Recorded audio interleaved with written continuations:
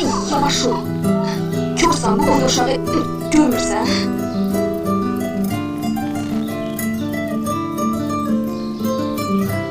Görmedim bağışla.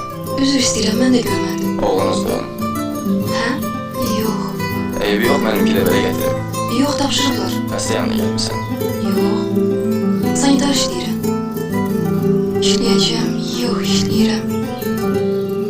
Sesini işte işlerim.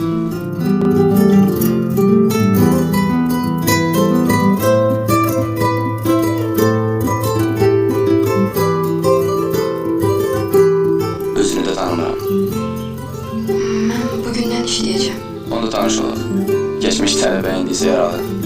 Gələcək müharibə veteranı. Keçmiş telejurnalist indi isə qospitalan sanitarı. Gələcək. Qəşəng qızsın.